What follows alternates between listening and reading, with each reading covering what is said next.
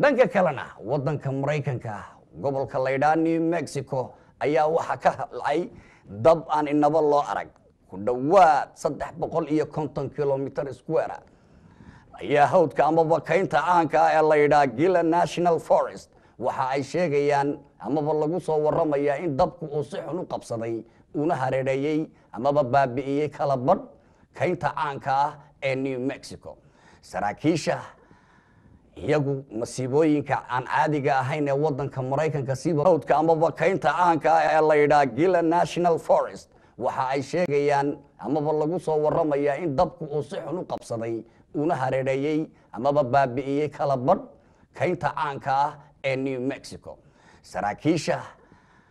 iyagu masiibooyinka aan caadiga ahayn ee wadanka Mareykanka sida gobolka New Mexico ayaa cir dhul iyo dhan kastaba isaga dayay inay biyo kaga furaan amaba ay ku xadidaan dabka sida baan u holcaya kaas oo kalifay in ku dhawaad 2 milyan oo qof ay ka qaxaan aagii u dhawaa kayntaas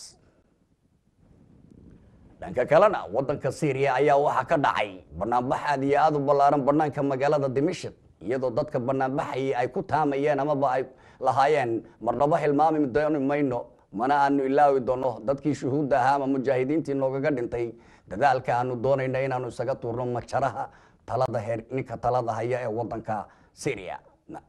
madaxweyne Bashar al-Assad oo isagu ah nin aad iyo aad u mayal adag kana daga adeegay inuu had iyo jeer maqlo shacabkiisa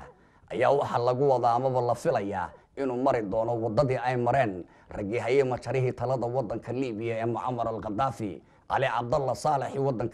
wadanka Yemen iyo Hosni Mubarak wadanka Masar iyo waliba iyadoo loo wado bin Ali wadanka Tunisia Bashar al-Assad oo isagu ka dhaxlay aabihiis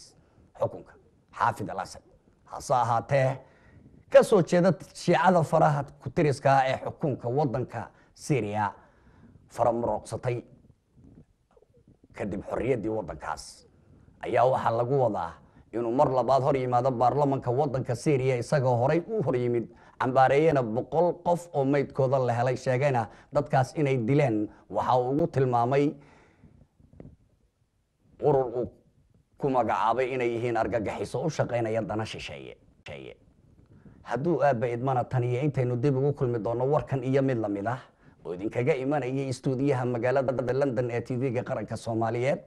oo aan idin soo jeedinayay anigoo Cabdilaahi Xuseen Mariya waxaan idinkaga tagayaa assalaamu calaykum wa rahmatullaahi wa barakaatuh